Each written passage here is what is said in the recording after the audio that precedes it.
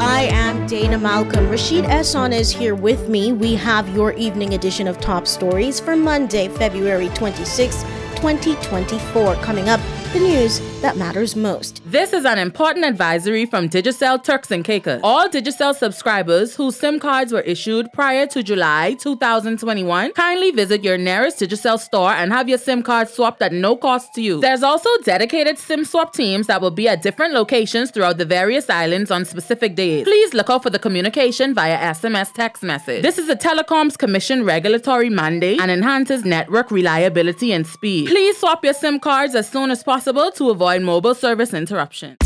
A total of 5 groups are battling it out for the contract to redevelop the Howard Hamilton or Providenciales International Airport, having been shortlisted by the Turks and Caicos Islands Airports Authority. The list is down from an initial 8 applicants. The chosen 5 shortlisted are all partnerships of 2 or 3 companies each, including airport management companies and contractors from across the globe, including the UK and Canada. The TCIAA anticipates the release of the Invitation to Tender, or ITT, by the end of March. A contractor is chosen when the government accepts a tender proposal. The shortlisted candidates are Group 1, Manchester Airport Holdings Limited, Windward Management Limited, and BHM Construction International. Group 2, Ferrovial Airports International and Projatech Construction Management Services Limited.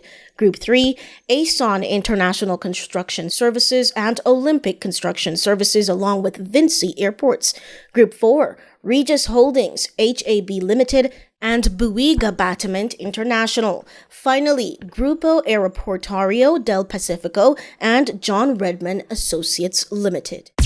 Premier Washington Mesick says he is serious about accountability from politicians locally as the islands brim with success. Many are lining up to take the credit. But like Gabran, I ask, are you a politician asking what your country can do for you? Or a zealous one asking what you can do for your country? If you are the first, then you are a parasite. If the second, then you are an oasis in the desert. He was speaking during the February 19th, 2024 State of the State address. Magnetic Media is your news leader. Up next, Rashid Ehsan. He has top stories from around the region. There is a butcher and store at the new Sunny Foods at the Blue Hills Roundabout. Visit the store for the same Sunny service, same Sunny selection, same Sunny savings. Sunny Foods in 5 Keys, Sunny Foods in Grand Turk, 2 locations, Sunny Foods now in Blue Hills. Sunny says no one beats his prices. No one. It's now time for your regional top stories. I'm Rashid Ehsan. Jamaica's long-awaited local government elections were held today, February 26th, after being postponed on several occasions since November of 2020. Reports indicate that just over 2 million Jamaicans are eligible to vote and that the electoral system was well prepared with a total of 6,726 polling stations in 2,148 locations across the island, open from 7 a.m. to 5 p.m. Voters selected from 496 nominated candidates across the island. The date for results is yet to be announced. Peter Morgan, member of the Grammy-winning Jamaican reggae band Morgan Heritage, died on Sunday, February 25th at the age of 46. His family made the announcement on Instagram, however, the cause of his death was not mentioned. Morgan Heritage, an all-family group, children to Jamaican reggae artist Denroy Morgan, was known for hits like She's Still Loving Me.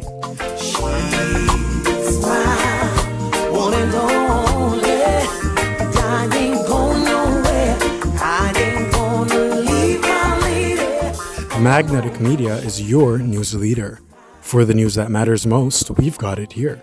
The National Health Insurance Plan has over 37,000 contributors. That's 37,000 of us working together to take care of one another. Your contribution ensures my wife and unborn child gets the prenatal care they deserve. Your contribution helps me to afford my medication. Your contribution has helped my loved one receive treatment during their untimely emergency. Your contribution gives my family peace of mind. So thank you for your contribution. This message has been brought to you by the National Health Insurance Board, building a healthy nation, one person at a time.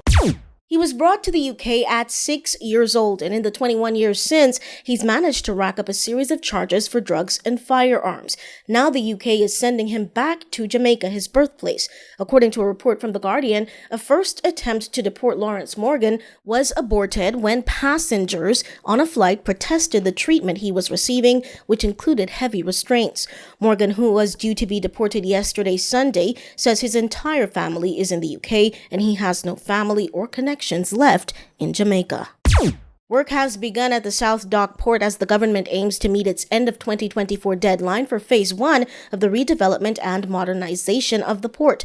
So far, dredging and mining have begun, and the first king pile has been installed. A king pile is a feature that will support the dock and provide structural integrity.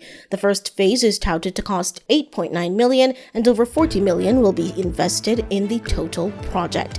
That is it for this edition of the news. I am Dana Malcolm. On behalf of the entire news team, thank you so much for joining us.